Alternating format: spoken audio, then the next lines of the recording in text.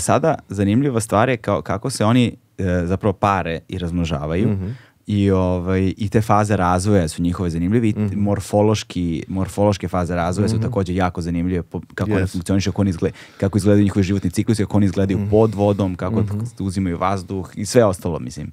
Jeste, pa to spomenuo sam ove heterometabolne insekte sa nepotpunim preobraženjem i holometabolne sa potpunim. Kod ovih sa nepotpunim nedostaje stadijum lutke. Da. A ovi holometabolni su tokom evolucije razvili stadijum lutke i to je izuzetna evolutivna prednost, jer kod ovih nižih, da ih tako nazovem, i larva i odrasli se hrane istom vrstom hrane, u najvećem broju slučajeva. Kod ovih holometabolnih, larva uopšte ne liči na odraslog, larva komarca nema veze sa ovim odraslim, kao i gusenica i leptir, recimo. Da. Larva jede lišće, kod gusenice leptir se hrani nektarom. Znači, nisu konkurentne larva i odrasli iste vrste jedan drugome. Ni što se tiče prostora gde će živjeti, ni što se tiče hrane koje će se hraniti. I to im je dalo novu prednost u evoluciji. Sada je pitanje, da li ovi koji koriste isto stanište i istu vrstu hrane, da li su na neki način konkurencija jedni drugima ili ne? Da. I larve i odrasli bodu paradajza, recimo, stenice. Dobro, da. I hrane se sokovima paradajza. To je okej. Nikad to ne može da bude primećeno sada da je to neka loša osobina, ali ako nestane paradajza na neko vreme, onda neće imati hrane ni larve ni odrasli. Ili ako ih je previše, onda će pojesti sa paradajz pa neće imati šta da jedu. Da, ako ih je previše. Ovi ne jedu isto. I onda neće moći se razmnožavaju. Ovi ne jedu istu hranu, ne žive na istim mestima, tako da je to mnogo sigurnije za opstanak. Da, mogu da polože svoja jaja. Da, kad polože jaja, ženka položi jaja tamo o komarcima nastavljamo? Da, o komarcima nastavljamo, nego samo je ova razlika zanimala i pre toga parenje. Da, parenje. Kako se pronalaze i kako se pare, pošto je to zanimljivo.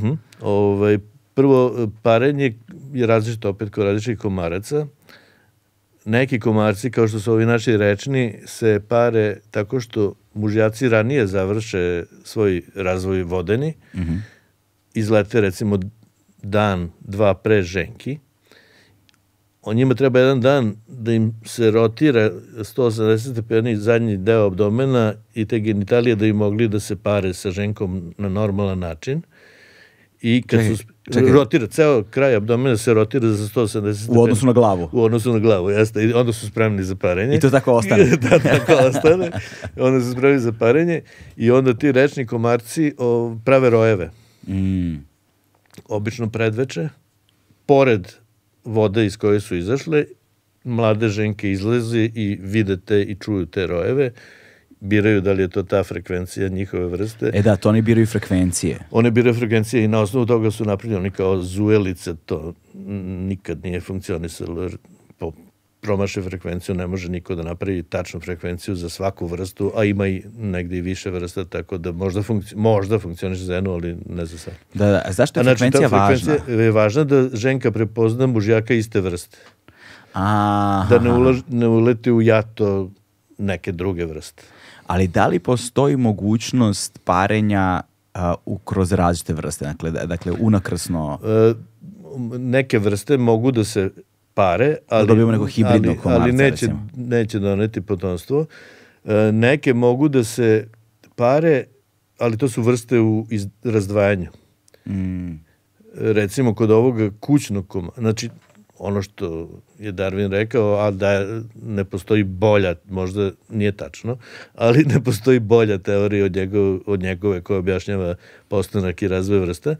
Znači, to se dešava kroz nekoliko hiljada ili desetina hiljada godina i neke vrste u momentu sada, kada mi živimo, su u tom procesu. Da će od jedne nastati 2 ili 3. Da. Znači, one su počele da se razdvajaju, ali nisu još toliko različite da ne bi mogle da se pare i daju potomstvo. Obično, i tu je sad definicija vrste malo diskutabilna, jer u principu vrste su jedinke koje mogu da se pare i daju plodno potomstvo. Znači, njihovo potomstvo će moći da se pari i da produži vrstu. A kažem, kod tih vrsta koje su u razdvajanju i kod nekih drugih, oni mogu da se pare, mogu da daju potomstvo, ali to potomstvo nije plodno. Da, sterilno. Ili čak i plodno, da, sterilno, ili čak kod nekih i plodno, ali to su baš te vrste koje su počele da se razdvajaju. Da, meni iz nekog razloga prva stvar koja mi pada na pamet nikakve veze s komarcima su konj i magarac. Da, eto. Da, gde možda dobiješ mulu, ali mula je sterilna. Jeste. Po definiciji je sterilna, tako što eto, znaš, ne znam da li ima veze, ali pretpostavljam da je sličan princip. Da je sličan princip, da. Sada, to onda pretpostavlja, vratit ćemo se na parenje, ali to onda pretpostavlja zapravo da više različitih vrsta komaraca funkcioniše na jednom prostoru. Dakle, grupe različitih vrsta komaraca se nalaze na istom prostoru. Mogu da se nalaze, da. Sad, da li to, sad je to pitanje, s obzirom da imaju uglavnom vrlo često isti izvor hrane i da se nalaze na istoj teritoriji, koliko su komarci teritorijalni, da li postoji sukob oko hrane i da li ugrožavaju jedni drugi na neki način. I da li komuniciraju, ako komuniciraju, kako komuniciraju. Da. Pa oni se razvijaju, nekoliko vrsta može da se razvija u ovim plavnim vodama oko Dunava, istovremeno, ali tu uvek ima dovoljno hrane za sve. Za sve, da. Osim, a doći ćemo vjerojatno kasnije, u predatorima, koji se ne oslanjaju previše na komarce, zato što se ovi razviju u ogromnom broju, u kratkom vremenskom periodu. Niko ne može da pojede tone. Da. Za 7 dana, a onda ako recimo Dunav dođe u aprilu, milijarde larvi i onda te godine više ne raste i ne plavi, doći ćemo kao gde su ta jaja, mora da poplavi jaja koje su u zemlji da bi se nove larve razvile i onda te godine više toga nema. Nijedan predator neće evolutivno da se osloni na takav izvor hrane koji se javi u ogromnoj količini za 7 dana i posle nema ništa. Da. A tu količinu ne može niko da pojede. Dobro, znači oni nisu konkurentni tu. Većina tih komaraca koji se razvijaju zajedno pored Dunava su odlični letači. Oni mogu aktivno u toku dana 3 km da prelete. Da nema nikakvog vetra. Znači oni se rašire na ogromne prostore. Oni uvećaju prostor bar za nekoliko hiljada puta u odnosu na mesto gde su živele larve. Tako da kompeticija njihova, komunikacija među njima postoji to što se zna između mužjaka i ženki i larve, ne znam da li komuniciraju. Kada razmišljamo o drugim sredinama gde mogu da se razvijaju komarci, sad me podsjetio ovaj akvarijum duplja drveta. Tamo već ima konkurencije i borbe i kanibalizma. Ima i u ovim malim kontejnerima gde se razvijaju invazivni. Znači što je zaprimljena voda manja, to više postoje uslovi za neku kompeticiju. I dakle onda mi imamo situaciju da svaka vrsta komaraca proizvodi svoju frekvenciju. To ono zujenje. Zujenje to proizvodi krilima, da. To je kad kažemo ne znaš šta je muka dok ne spavaš u sobi sa jedinim komarcem. Ženkom, da. To je, svi smo to doživjeli. Dakle, i onda oni na osnovu te konkretne frekvencije pronalaze partnera iz svoje vrste. Dakle, svaka vrsta ima svoju vrlo specifičnu frekvenciju.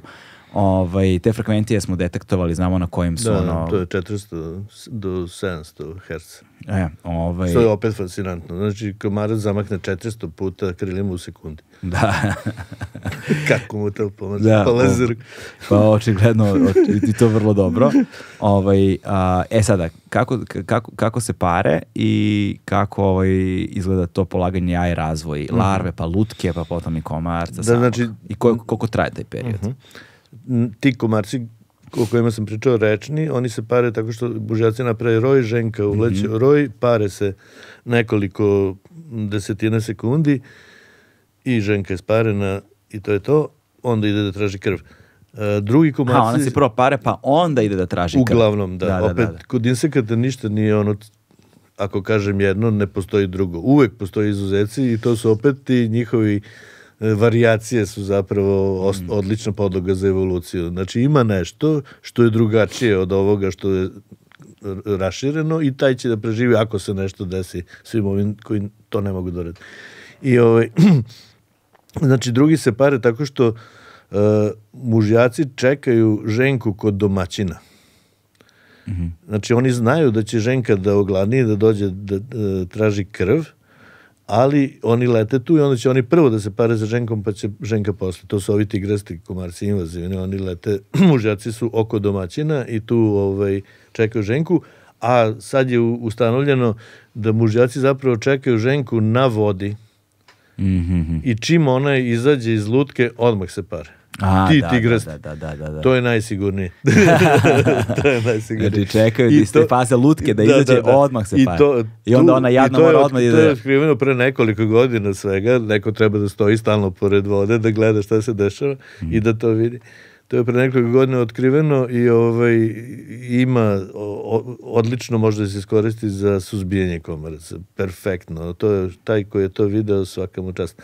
Jer to može da doprinese tome da stvarno rešimo na zadovoljavajući način probleme ovih kuleksa, tih što zuje noću, najde ne spavaju, i tigrastog komarca u svim gradovima i selima gde ih ima.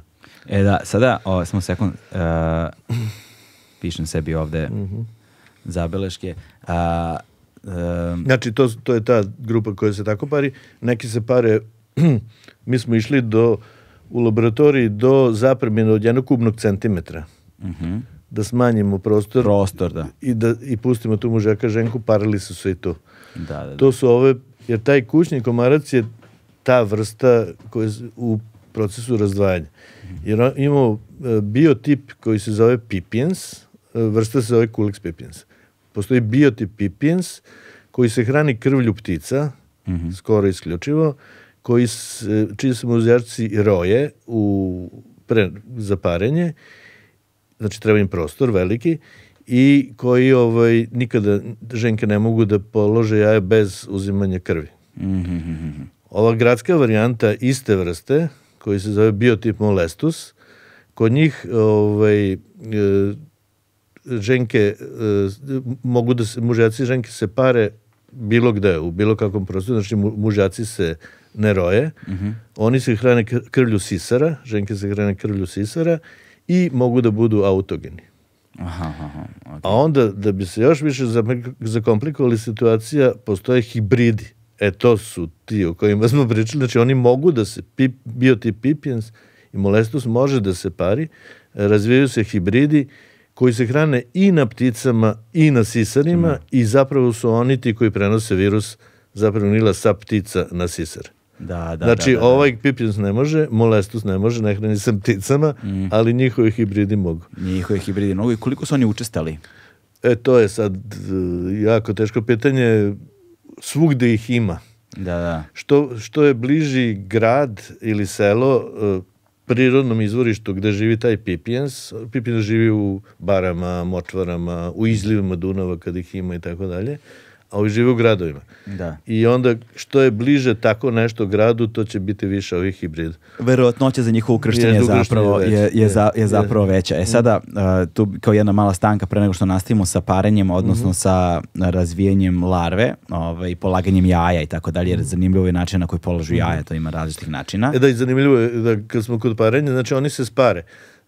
Spermatozoidi idu u jedan specijalni organ koji opet karakterističan za insekte, zove se spermateka. I ženka tamo sačuva spermatozoide, obično se pare jedan put u životu, obično kažem, i ona sačuva spermatozoide i ona njima oplođuje jaja svaki put kada uzme obrok krvi. Znači ona može 2 meseca da sa tim spermatozoidima oplođuje jaja kada su zrela. Znači ona čuva spermatozoide. To 2 meseca nije puno, ali kod termita to možda traje 10 godina. Znači, ženka se parila jedan put i 10 miliona jedinke je oplodila. Sa tim jednim parenjem. Značajno drugačije od nas.